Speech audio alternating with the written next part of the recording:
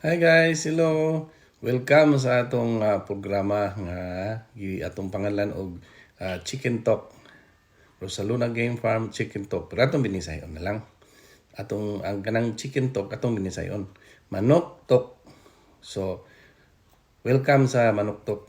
Ang atong istoryahan dun guys kanang mga breeder sa Amerika o giyon sa nila pag-survive nga dugay naman wala na may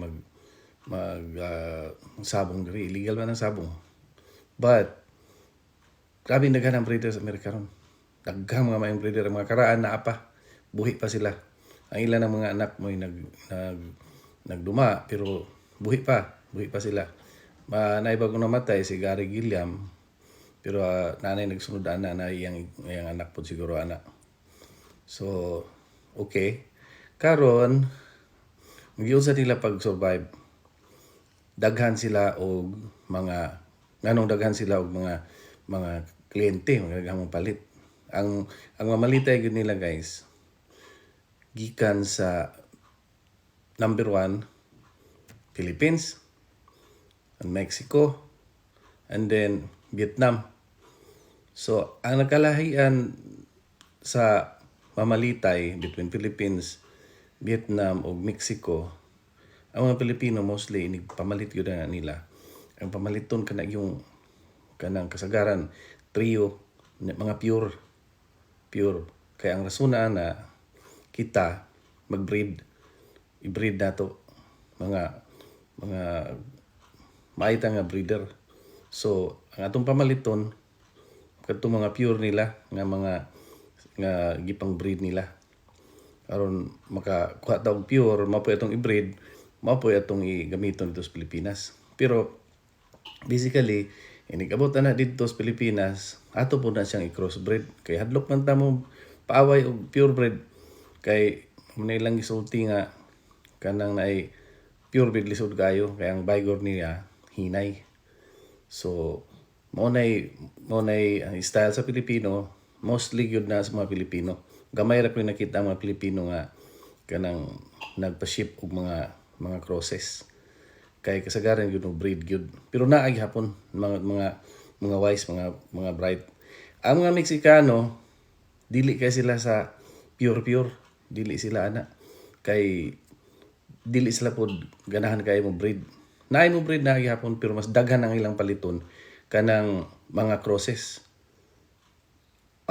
Financially siguro para sa mga breeders sa Amerika nga mo'y pamalitan, malipay sila sa mga Meksikano.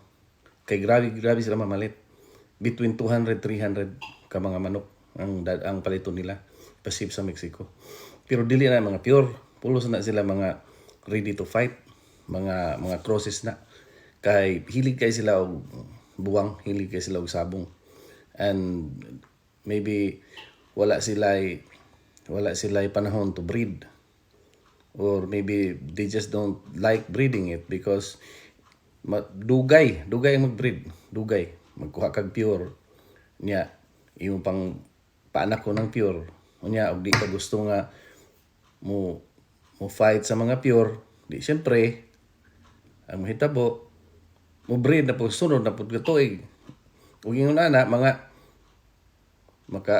makasabong ka nag mga 3 ka tuig kung pure ang ilang gamiton. Mao na nga mga Meksikano 300 kabuok manok, pulos gyud na mga crossbreed, kay ilan ang i-fight dito. Pero mga Pilipino mga purebred. Ganahan ang mga breeder sa Amerika sa mga Pilipino, kay ang ilang kaganahan sa mga Pilipino kay ang ilang mga bloodlines magpabilin.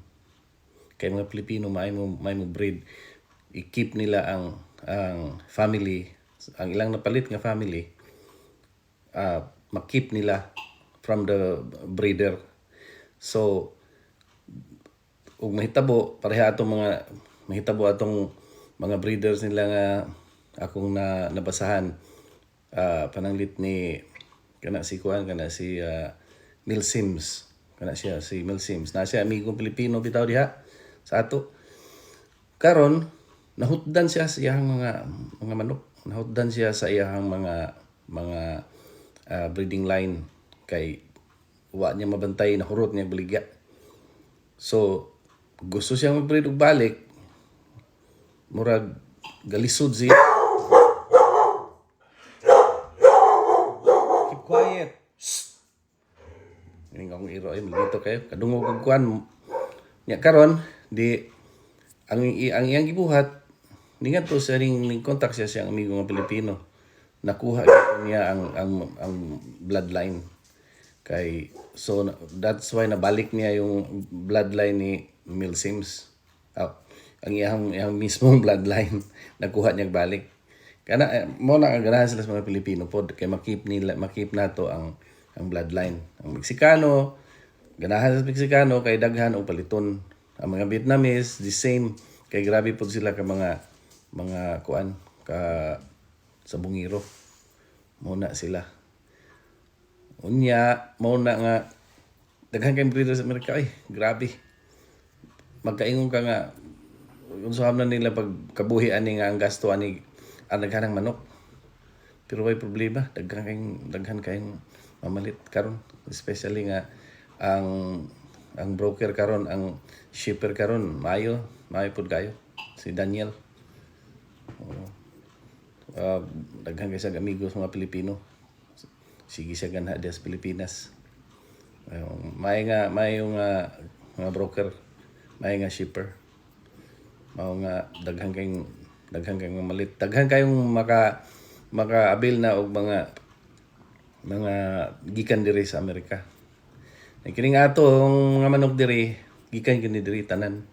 Akong gibreed ni gikan pa ni kang Joe Sanford, naay kang Rat Graves, Hatch Village Farm. Ang ato niya kuan kanang nay Leaper. Unya napud tay kang Jerry Adkins, kanang Slick Lizard. Ang yan ang mga anak nagtabang niya ron kana si Connor Scott Adkins. Na atong green-legged sweater din ha. Naapod tay Atkinson's Asil. Nya naapod tay Cardinal Club Kelso. Nya nay umaabot na tong gipalit gihapon pa-ship nato karon. Wa pay abiso og kanus agyud na ship, wa pay kuan schedule to Alas, Georgia. Natay kuan dito. Natay red quail nga laki pare sa atong red quail diha nga bayi. Unya natay 8 ka buok claret from Pinion Hats Farms. Pero kung may ka tanaw nimo ang Pinion Hats Farms, ang ilang description sa ilahang claret is Madigan claret. Pero daghang mo angal kay katong mga manuka perte jud kay yellow sa mga tiil. Mura sa akong sweatshirt. Yellow-legged Madigan clarets. I don't know disan nila pero naa silang history. Nakuha nila from Colonel Madigan. Pero mo po nagisulti ni kuan og nakakuha mo sa video ni Joe Alimboyogin. Naghisgot siya about Madigan claret nga yellow-legged hats nga yellow-legged. So tanaw nato unsay atong makuha from them kay ang numero 1 gyud nga may untayng tawag ma-ship na aron mabot na to sa Pilipinas. Okay guys, sa sunod na pod ang atong programa Manok Talk.